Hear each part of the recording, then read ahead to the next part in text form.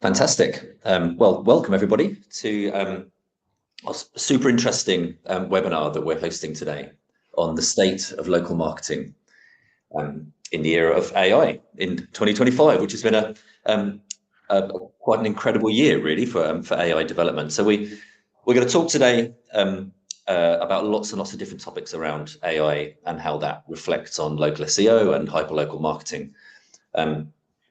But we'll just hang on for a few minutes for those that are going to be joining us, just to sort of give you some snippets of information, really, that we're going to be talking about today. And I'll introduce my guest speaker when we have everybody online. So we'll be talking about things like the latest AI trends. You know, AI is everywhere. It's pretty much in everything that we do. It's certainly woven into every kind of intricacy of our platform, be it at Birdeye. So we'll talk about the latest AI trends and how they'll actually impact your business, and how we can make recommendations for making a bigger, more positive impact on your business, perhaps. We'll also be sharing some practical strategies for leveraging the AI across your hyperlocal marketing for enhanced visibility, for discoverability across the multitude of different platforms that people are working or people are using to find you or find your competitors, as it may be. Yeah. And we'll also be talking about some of the challenges and, you know, what local SEO really means now. What are the sort of challenges of local SEO in 2025, given all the changes that we've seen? What does it mean for customer engagement? Yeah. What does it mean for customer retention? So there's a whole lots and lots of interesting pieces we're going to be trying to uncover. Go ahead, Tim. I was just going to say something while we're waiting for the stragglers to join, whether people could put in the chat not only where they're listening from or where they're coming from, but also what sector do they work in? Because local search impacts a lot of very different sectors, and it'd be interesting for me as somebody who's going to be trying to answer some questions, what kind of sectors people are in. So that'd be interesting. So yeah, if people put in where they are and what sector they work in.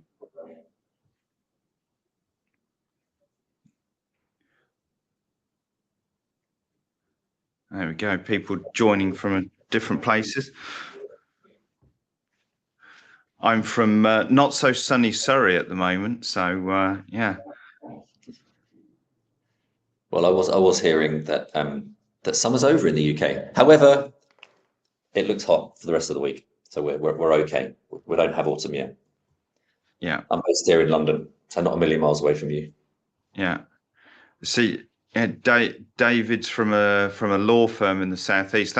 That's an interesting one for local marketing, and yeah, I'm sure we'll touch on that, because a lot of brand and trust elements there, but also needing to be close to the audience. So yeah, it's good to get these answers in as people start going in there. Welcome, David. I'm also a Cambridge person, which is great news. I presume you mean Cambridge in the UK. Yeah, and I think it might be a Chris Simmons I know there on the chat in Nottingham. It's not the most common name, so I'm wondering if it is the Chris that I know.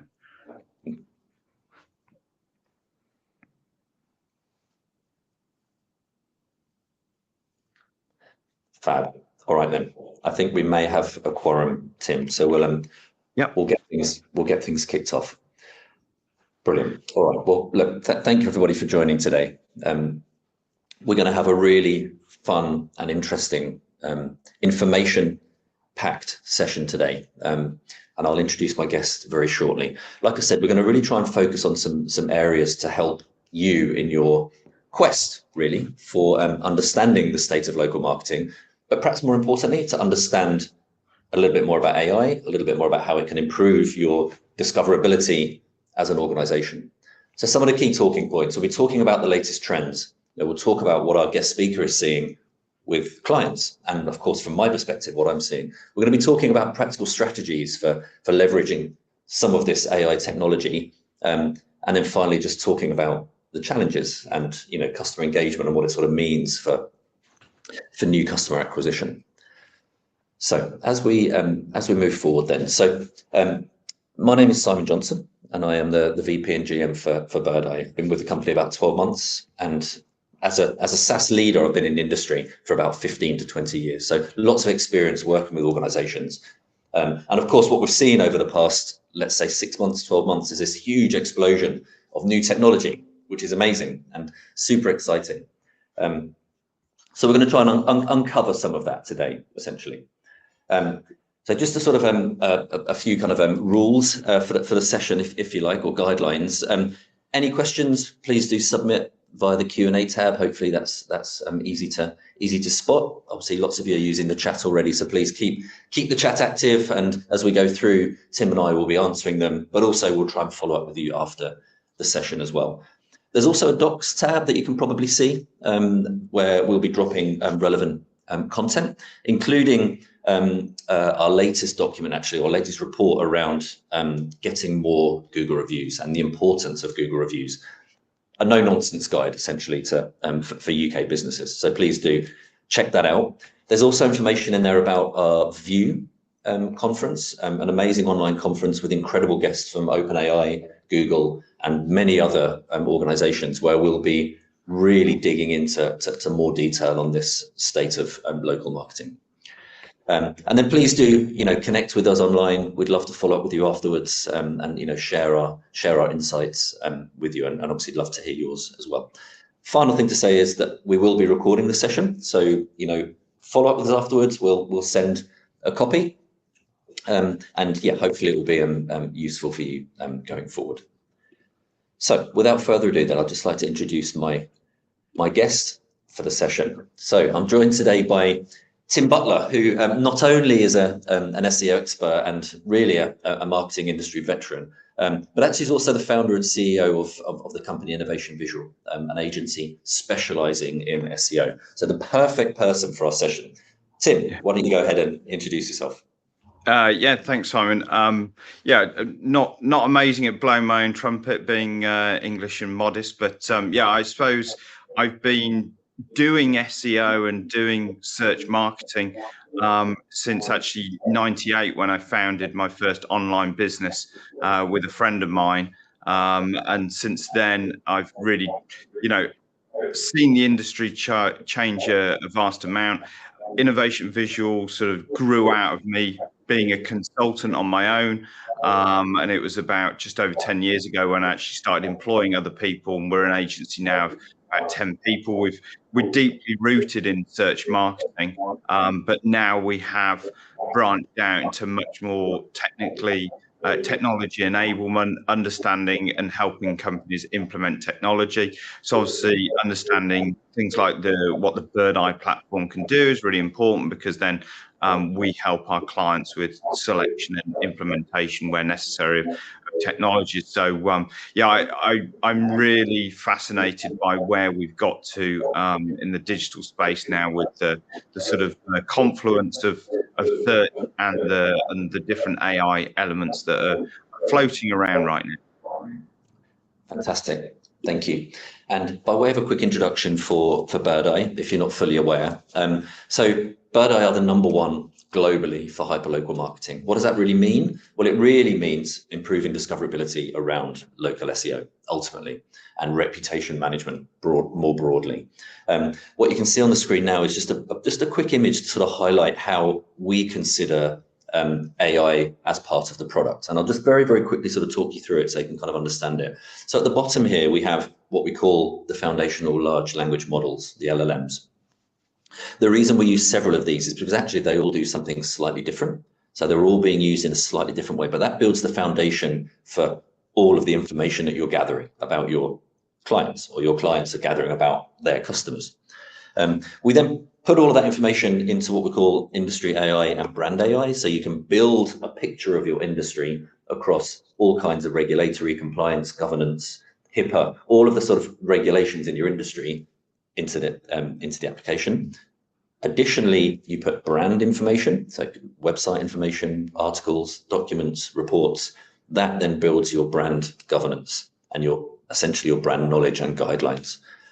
Once we have all of this in place, we then have a set of agents that will help you and your marketing team to deliver world-class reputation management across business listings, review generation, review management, social, surveys, insights, and many more, including competitor analysis. And that's how the Birdeye platform is configured. We have well over 150,000 clients globally, and we're growing very, very quickly in the UK. You can sort of see some of the logos that we work with on the screen. Would love to continue the conversation after this, but let's switch gears now, because I'm keen to get inside the head of Tim on some of these areas. So let's sort of kick things off then. I'd like to sort of maybe just understand, what is happening in 2025. So what have we sort of seen? What have you seen from your vantage point in terms of the changes that are happening in kind of local marketing, if you like? I suppose there's a few things going on. Specifically with reference to AI, I think that what's happening is that there's a shift towards needing to demonstrate trust more, and it's coming from two sides. There's the fact that content can be created so easily and believably with the new generative tools, but also the flip side is that with what's evolving in terms of search and discoverability. And it's interesting, you said in the intro to the Birdeye platform, you talked about discoverability. And I think that the language we need to use these days when we talk about what we used to really term as search, it is much more about discovery as a wider kind of concept. I think there's this thing around trust. I think in the UK particularly, and I've lucky enough, I've been in the States not that long ago, and I'm going back there on Saturday and working out there. There seems to be more of a pressure in the UK and Europe on cost and cost efficiency than in the States. Now, I think the States has always been very profit orientated, but they're looking much more growth in 2025. I think in the UK particularly, I think cost pressure and it's growing margin, not just growing penetration into markets, and market growth is more of a thing. And so I think efficiency is probably a trend, particularly for local marketing at the time. Interesting. So when we talk about the overarching themes, often when I'm talking with clients in a similar sort of vein to what you're talking about here, we talk about saving time within marketing departments. How do you sort of save time and become more efficient? But is that really what AI is about, or is it also about the kind of richer information that can be gathered, the kind of that sort of piece around how do we pull all of this information together to deliver it? Well, AI since like November 22, when ChatGPT launched, AI has become more of a shorthand in many people's minds for simply generative AI, the creation of language and words, and then into things like image and video, and expanding from there. The AI has been around for a very long time. It's got its roots back in the 60s, but if you think about AI and algorithms, like it's machine learning, it's machines that change and adapt from what it ingests and can effectively evolve and interpret from data it's getting. Those things have been impacting the local search market for some time. And I think the efficiency play, is around kind of we shouldn't just think of tools as like ChatGPT as that's Gen AI. We need to look at the efficiency piece as a bigger part of like process engineering. Should I say? Got it. Understood. And it sort of fascinates really. There are obviously like certain types of companies that seem to be able to adopt this sort of technology so quickly, and so that when we talk about the sort of trend, some of them, some of these companies are a long way ahead. How do you sort of advise people when you're talking to them? And I'll sort of give some examples. versus those that are perhaps much more skeptical of the use of AI? How do you sort of start that conversation in your scene? It's really interesting, and I have to credit Harvard Business Review and some things I absorbed from them around I think the core is decision making behaviors within an organization. Those that are further ahead understand that not making a decision is actually more risky than making a decision. So the organizational pattern is we live in a time of massive change, and some organizations' cultures go, wow, we're living in a time of massive change, we better change some stuff and see whether it works. And the flip side is at the other end of the spectrum is people going, we live in a time of massive change, let's see what happens, like, and keep kicking the can down the road. And they don't make a decision, they don't do anything. And in fact, then they get further behind. So then they put more pressure on that one decision, if you like, becomes a much more significant decision. And then because of their nature that, well, we really need to get it right now because we haven't implemented any AI yet. So we've really got to get it right. So we'll just better do another pilot, or we better just check this other thing out. And so the people that are succeeding are the ones that go, wow, it's moving fast, we better move fast, make informed decisions, but you don't have to bet the house on any single decision. And I think iterative decision with a good vision for the future is what sets those that are succeeding out from the others. Yeah, I agree. The piece that gets me is that I have two children, 15 and 13, and they both are actively on GPT or Perplexity, whatever it may be, regularly. So it's no longer purely about, I'm going to Google this or I'm going to search on Google. They are using alternate platforms, and that sort of got me thinking. Okay, so there's the state of marketing, but what about, in your view, the state of online search? Because that in itself has seen a huge change over the past 6 months. And I think something like 8% of search is now not performed on a standard browser.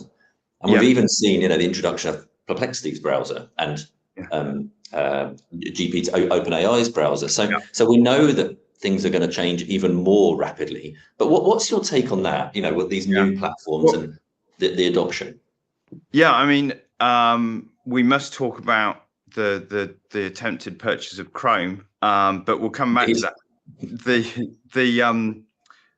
I think search was changing anyway. As I say, I think it's more like discovery. You got fragmentation because you got fragmentation of the audience. Like your children probably don't spend so much time on websites in the same way that you do. Their behaviors are much more device native. And if you look at the stats, like I think in the US, those up to 25, it's something like 42% use TikTok for search. So like you wouldn't call TikTok search.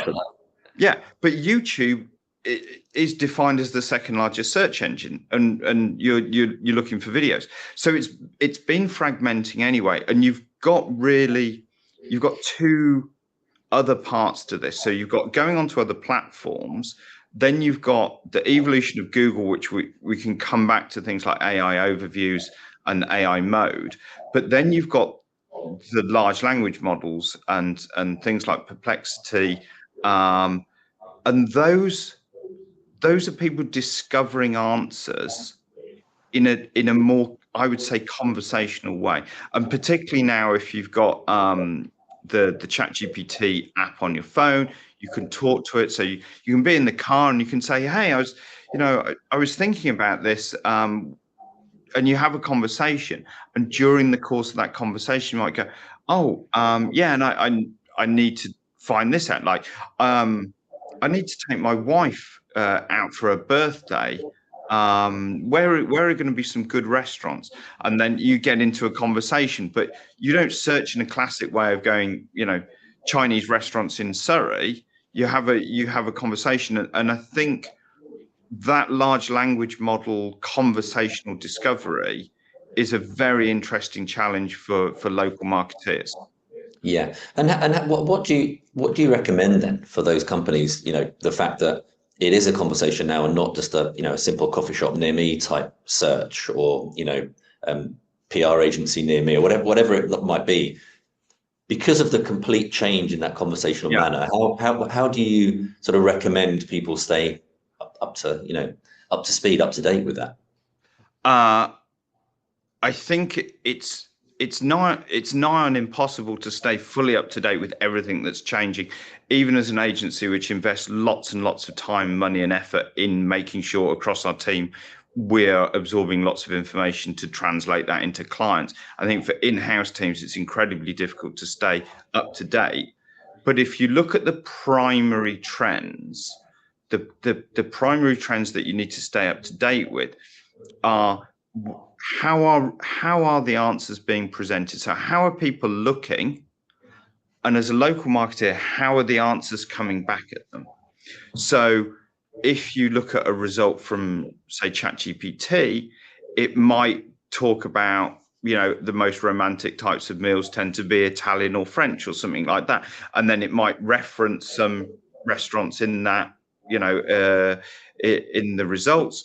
If you are looking at the same thing on Google, we used to have the classic kind of Google results page. We used to have like the map pack, and we used to have ads. And, I remember the day when the ads were down the side, heaven forbid, I show my age, and I was joking earlier on, just before we came on, and I've got my Google mug from Google Partners 2015. I've been in the game for so long, but the Google results has changed so fundamentally, and the AI overview and now AI mode Yeah, are particular challenges that you, as a marketer, you got to understand the why behind it, as well as the consumer behavior when they get presented with it.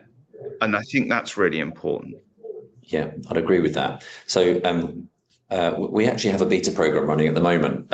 Interestingly, on a product called Search AI, which is causing a huge amount of interest across our user base, which essentially will allow you to see how you perform on these different sites: GPT, Perplexity, Gemini.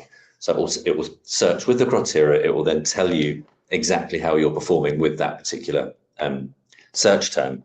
It will then couple up with our business listings optimizer product to then start showing you making recommendations for which particular listing sites is being referenced. Because obviously Perplexity is referencing different sites to Bing or Google or Facebook. So really interesting. Have you seen much of that type of interest in the market?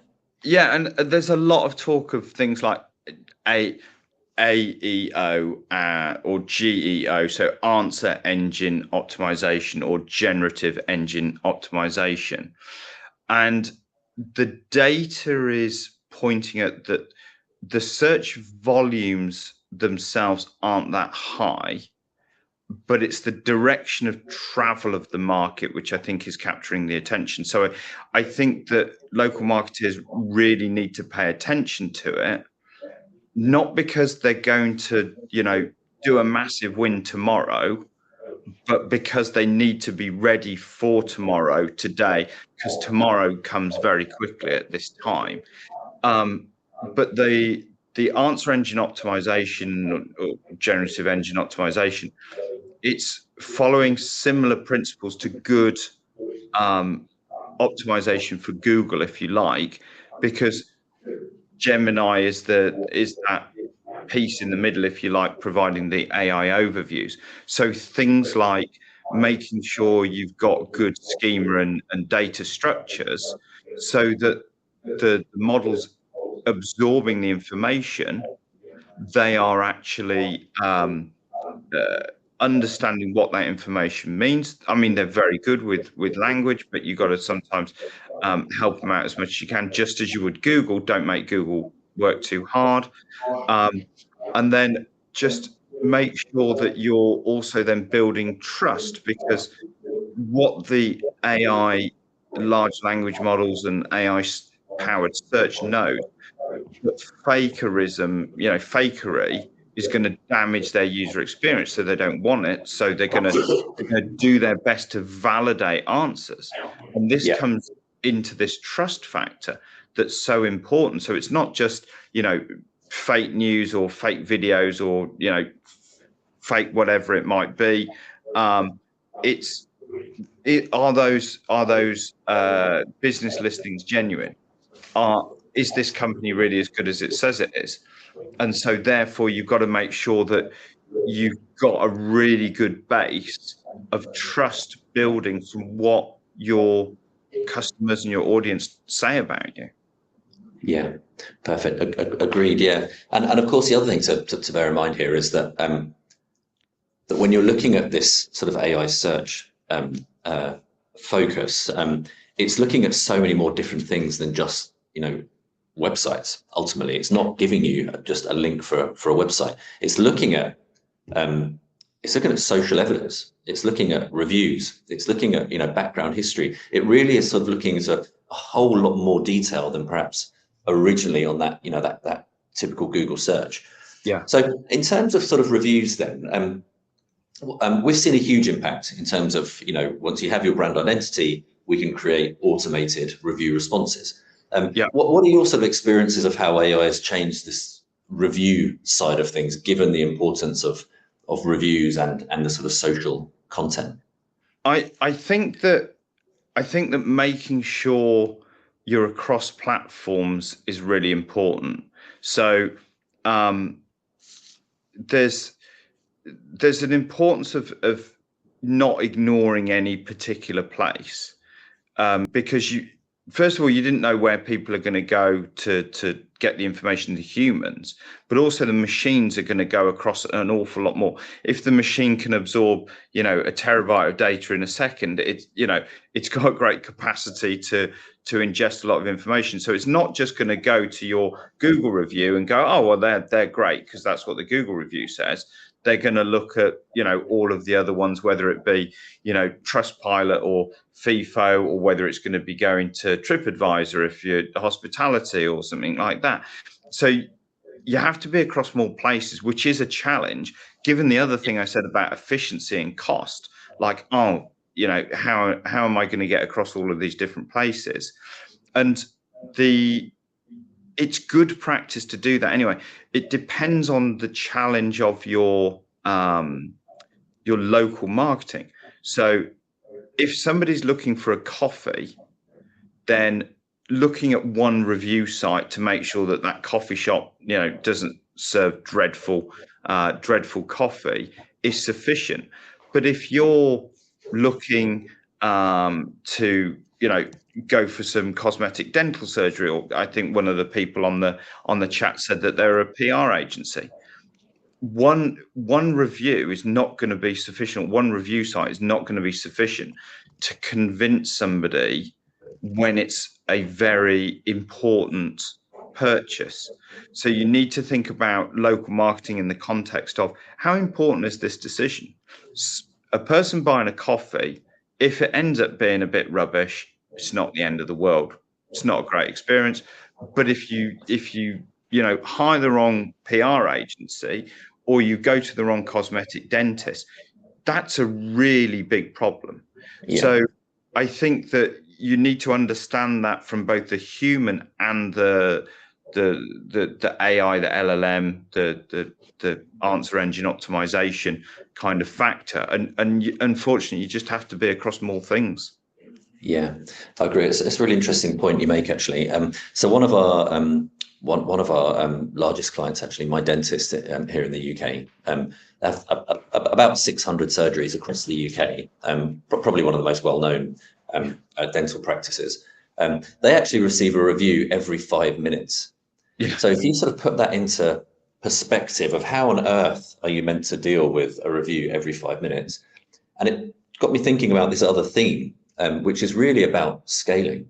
How can you successfully scale your business without scaling the number of people in your team? Because that just isn't, first, it's not efficient, but it's also not, it's not possible in this day and age. So what are your sort of thoughts on, AI for scaling the business? How should people perhaps consider AI as part of that scaling strategy? I think it's, I don't know whether I should say it's the holy grail, but oh my God, it opens up so many amazing things. Like, so going back to the efficiency thing, yes, we everybody's sort of squeezed on budgets and costs and things like that, but there's going to be a competitive thing, and this goes back to this: you got to make decisions faster in this world, otherwise you get left behind, because there's going to be a thing where other people are doing it like this, and if you're not doing it like this, it's as if you're trying to run a taxi service with a horse-drawn carriage, not a car,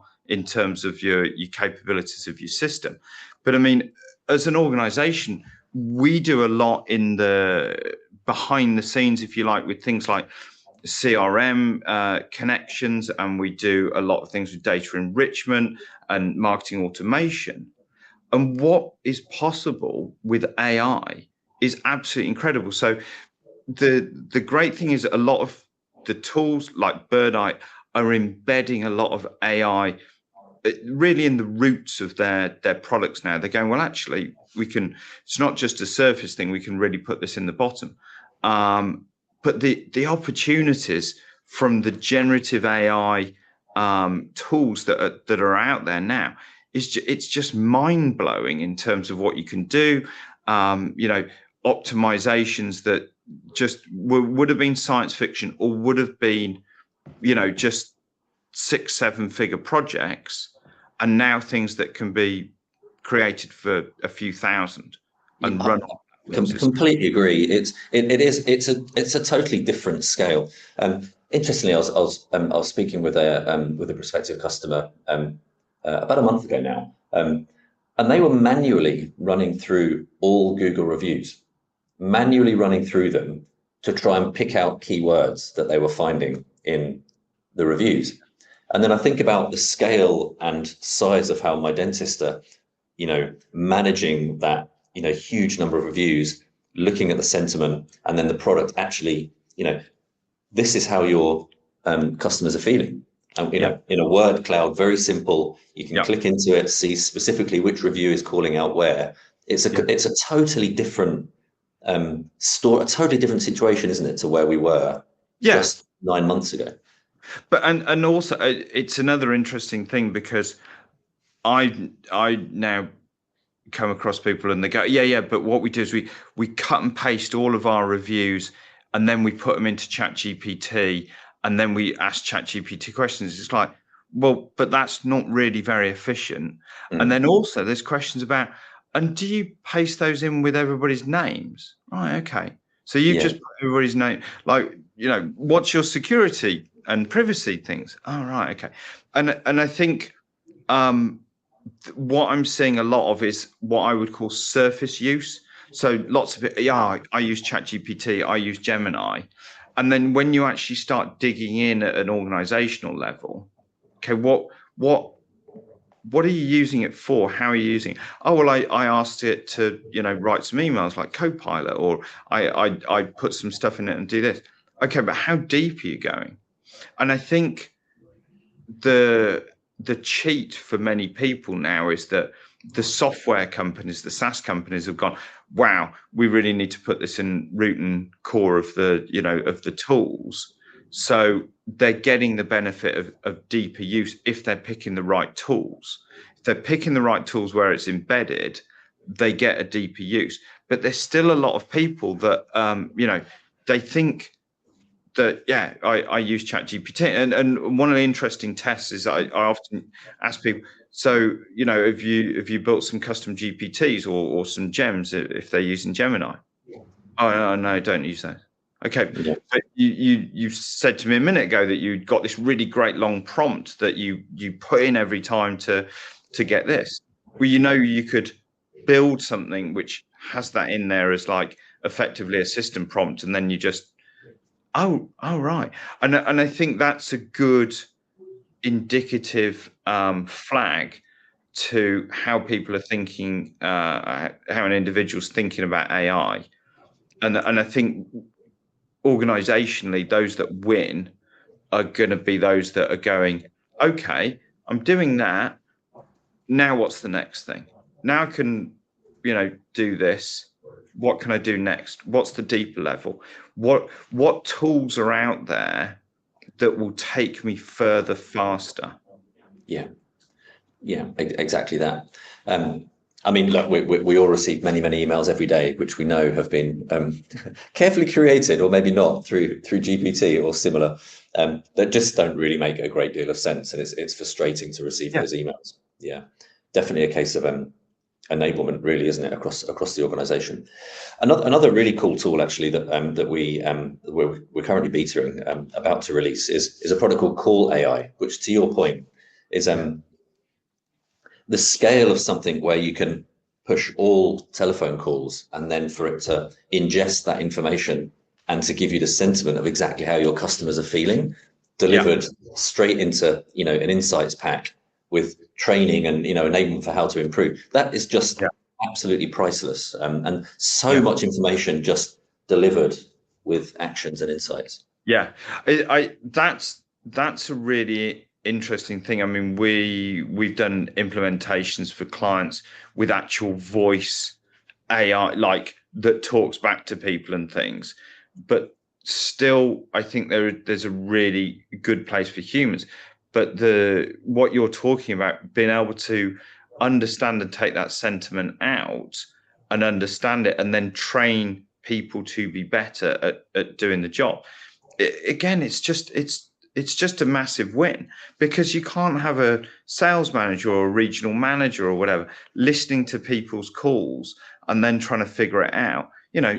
Just get the system to tell you, and then it's going to flag what the training requirements are, and all of a sudden, you've added another half a point, so you go from 4.25 stars to 4.75 stars for one of your branches, and what a win. It's Exactly. and you've got happier customers. It's not just about the review, is it? Exactly that. So let's just touch on that for a second then. So again, from your vantage point, what particular sort of challenges, real life challenges, have you seen AI solve with some of your clients? Because I've got some great examples as well, but I'm keen to sort of get your thoughts. I talked about calls, so I'll continue on calls for a moment. So calls out of hours, particularly for smaller businesses, it's a problem, because people often shop for things or want questions answered out of hours, and a good well-trained AI voice or chat, that's a really easy and I think great solution, and one which is going to get a lot more mileage.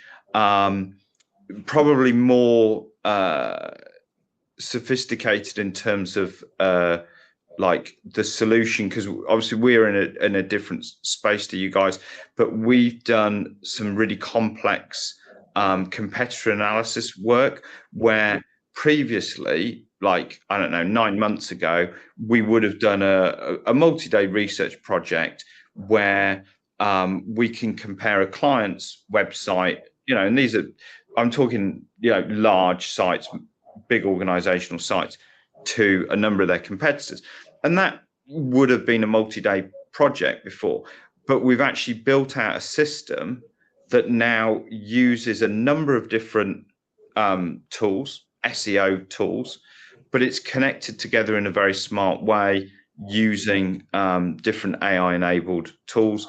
And that then takes that analysis and the report is still very detailed. We have a human check it, but the creation of the base data set and the base report has gone from days to about 15 minutes. And that's breathtaking, because that means that then our clients are paying us for delivering the change, and we've still got the blueprint. You've got to have the blueprint to change.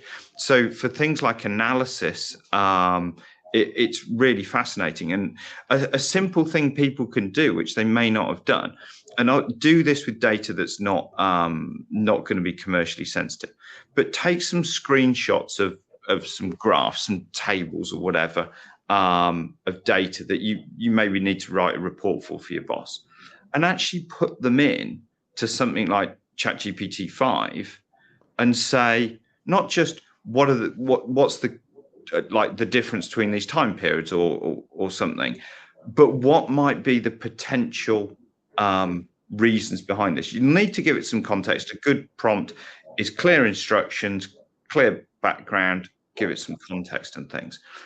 And people are often fascinated by the, if you like, computer vision, being able to understand that. So, I'm going from the complex building a system, and yeah, data integrations is probably the thing we're doing the most of at the moment. So, we've done a dental system recently. You talked about dental system, connecting a dental system to a CRM and a communications platform, but doing it in a way that's intelligent enough to interpret what communications they should be sent, when they should be sent them, and aligning the data within the CRM to make sure that it's valid, and then pushing it out.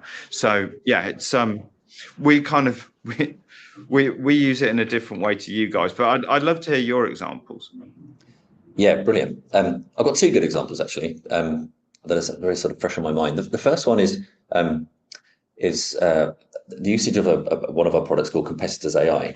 Now, what that on the surface, what you're thinking is, okay, this will give us great information about what our competitors are receiving. So it will pull all the sentiment together across the competitor reviews and state of play in the market, and it will give you a SWOT analysis of exactly what's happening across 3, 4, 5, however many competitors in that local region. So that's really cool, and it will give you a set of actions to say, okay, well, look, we think if we do this, we can win, or here's an area that we struggle with. If we improve this, we think we might add this much value. So that's kind of one way of thinking about it. But actually, the more perhaps more interesting way of thinking about it is strategically, how do we grow our business? Where are the best places in the UK to open a new facility, office, location, whatever it may be? You can then run the competitor analysis in that area, and it will tell you, okay, actually, there's a real, there's a real opportunity for us in this particular area in Sheffield or wherever it may be, where actually our competitors are underperforming. Yeah. So not only is it the kind of the now, this is a situation of competitors, but it's also in the future, how do we grow? How do we go? Where do we pick in the UK to go and position our new coffee shop or our new, whatever it may be? Yeah, or like a cunning one is to look at why your competitors are getting bad reviews in a certain area, or depending on what they are, and then highlighting in your marketing how good you are at that particular thing, and then using validation in terms of using the positive reviews you got in that area to then reinforce that and provide social truth.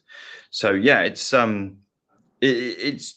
just giving us so much more, isn't it? In terms and then you can couple that together with social AI, and this is again very frequently used, where you've put all of your brand guidelines in. You've put the so it understands your brand, it understands where you're positioning yourself, and your customers are positioning themselves, and it will generate a set of posts or a campaign for you that you can then push out across all of your locations, but under that are gated. So you put the content out, and then the local the locations can push them out themselves. So you're driving that sort of brand guideline based upon, like you say, specific areas or specific points within a certain area to try and drive traction for that local business. I think that's important, because you could drop an ad into ChatGPT and say, can you create this for the following 150 different locations, but there's a process factor, and I think this is the thing about going deeper on AI. You've got to align your processes really well. So your system is like managing it and gating it, and then making sure it adheres to brand voice. If you're trying to sort of do this on a shoestring, and you're trying to do it in tools and manually going between it, that's when you can start getting errors happening in terms of problems occurring, kind of thing. So I think we talk governance, isn't it, across the platform? That's the bit I think that scares people a lot, isn't it? Yeah, an understanding process. And I think one of the biggest things with AI is actually using it as a trigger to review your processes. So, you talk about the people that were manually reviewing all of their Google reviews. Right, okay. Well, let's look at that as a process. Review comes in, what are they doing?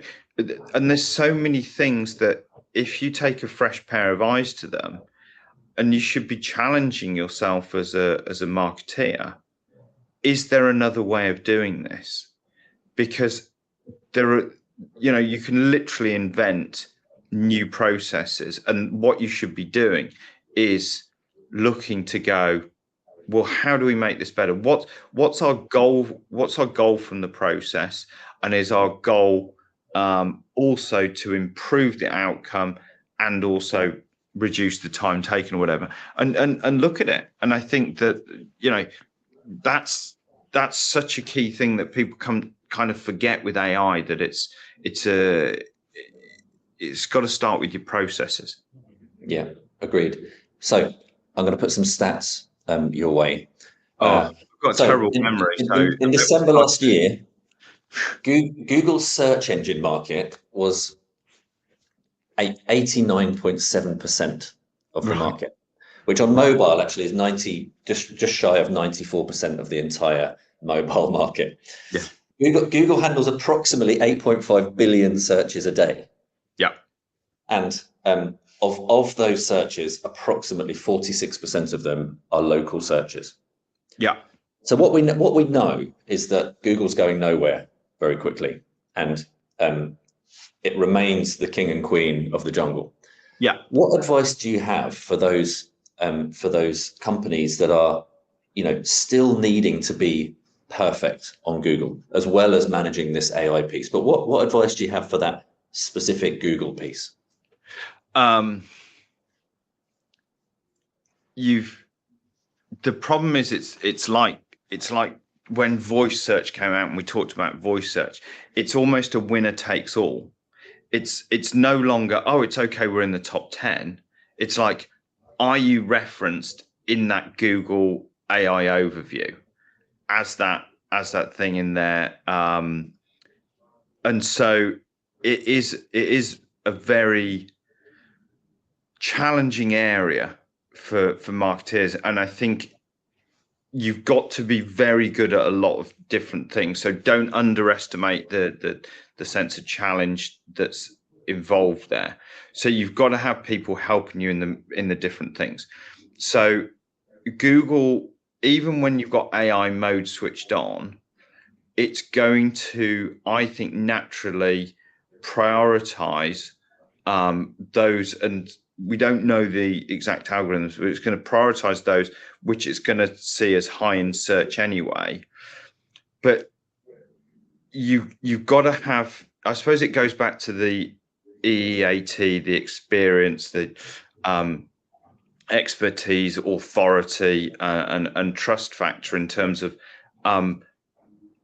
you can't just get Gen AI to write you lots of different content variations, bang it on your site, and hope that you're going to rank, because the AI is going to look for stuff that is really strong.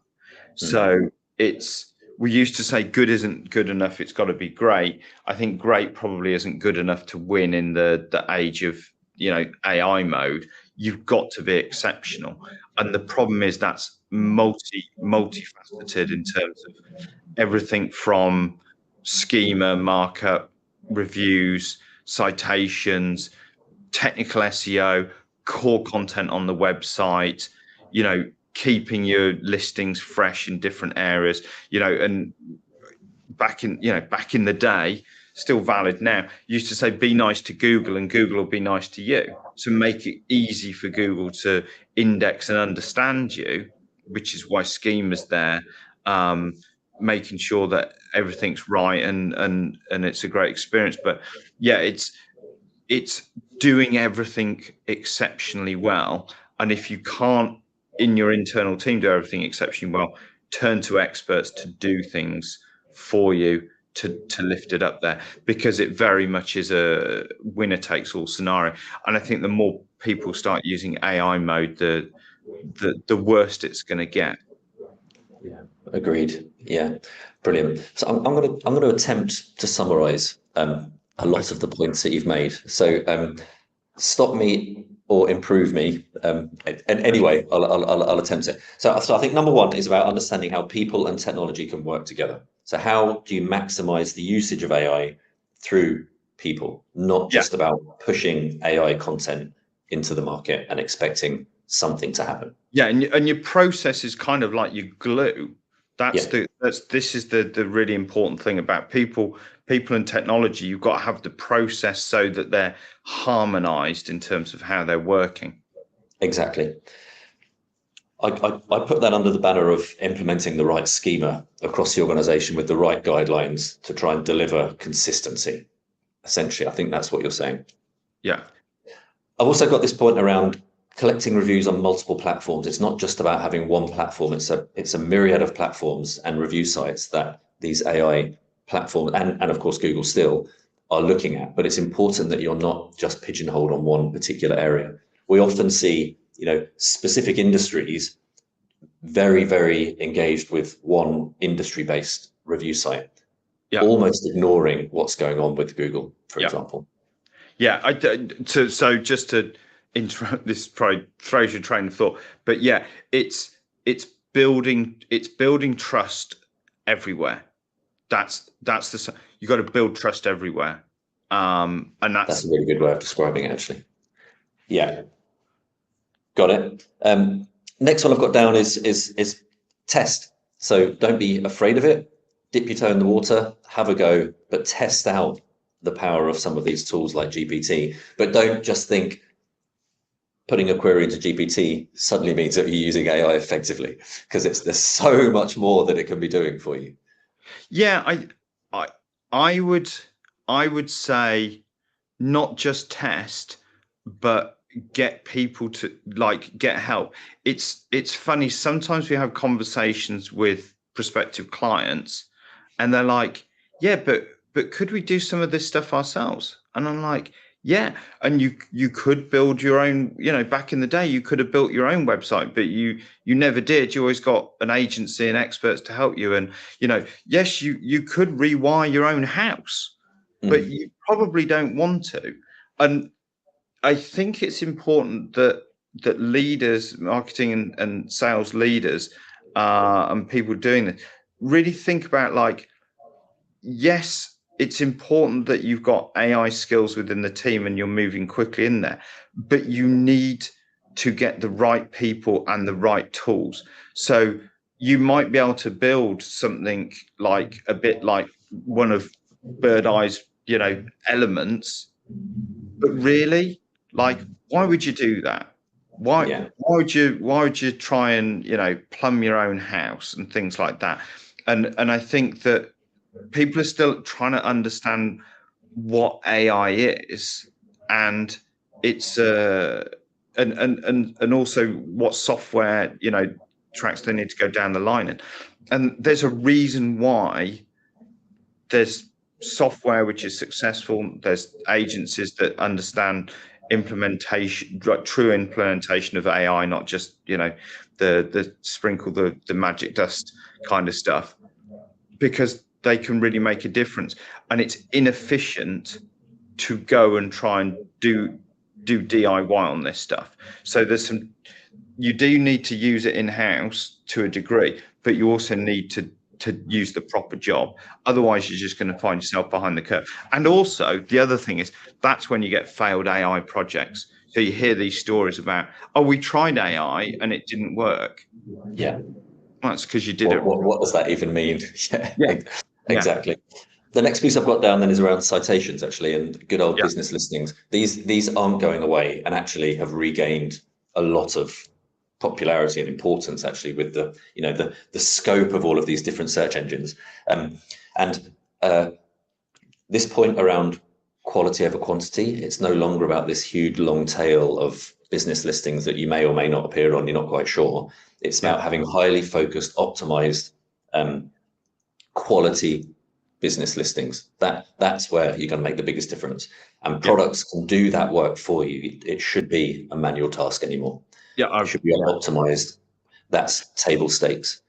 Yeah. And then the final piece I've got down is just to say, look, Google still dominates the landscape. Let's not pretend it doesn't. It's still absolutely huge. So super important that you focus heavily on your Google business profiles, of course, your reviews, and some of the more traditional SEO strategies as well. And it sort of reinforces what you're saying about trust needs to be everywhere. Everything you do needs to be trusted because it's being searched everywhere. Yeah, and I think on the Google thing, if you're doing the right thing for the future of Google, AI mode, AI overviews, what Google likes, you will naturally be doing a lot of the right stuff for large language models, for things like AI powered search and things like that. And the next gen, there's talk, OpenAI, the rumors are that they're going to bring out a browser. You've got the attempted purchase of the Chrome browser, which I think made a lot of sense. You've got them trying to split Google up. I mean, the quoted figures for the search market, I mean, if they were a European business, they'd have been pulled apart years ago. Like it's only because they're American that they haven't been split apart at this point, but they're so dominant. So I think, do the right thing by the new frontier, optimizing for AI, and you will at the same time be optimizing for Google because that's the route it's taking. Fab. And we literally have 3 minutes left, so I'm just going to go for one final question that we've been asked online, actually, which is, what are you most excited about in 2025 and beyond? Maybe not too far beyond. Maybe just in 2025. What are you most excited about? I think it's the ability to change the way we do things. I think you shouldn't shy away from AI. It is going to change the landscape massively. And an interesting thing from a personal viewpoint for people listening to this, some of the data suggests that employers are paying up to 50% more for employees that demonstrate a high level of AI ability in doing a day-to-day job. So I would say the excitement is what it can do to change process and therefore your business results. Fantastic. Well, Tim, the hour has 59 minutes has absolutely flown by. So I just want to say a huge thank you for all of your insights and knowledge and expertise and guidance. It's been a really fascinating session. Tim and I will be happy to follow up on any questions that anybody has online. Please do share them, send them in. It's been a super session. We'll also share the registration for Birdeye View, which is literally a few weeks away, with some fantastic speakers. We've referenced OpenAI, of course, and Google today. They will both be speaking at the event. And then finally, to say, obviously, in the docs section, we have got the latest Google review guidelines that we've put out there. So please do have a read. Thanks everybody online. Tim, final couple of words. Yeah, I was just going to say, if people want to connect with me online, I'm Tim Butler 101 on LinkedIn, and people can get a hold of me via the innovationvisual.com website as well. So I know I probably waffled on, so I didn't get a chance to answer more questions. So connect with me there, and via Simon and the Birdeye team would be great. Fantastic. And if anybody wants to talk Birdeye, please obviously do message me, email me. I'd be really happy to have a conversation. Thanks everybody. All the best. Thanks. Bye now.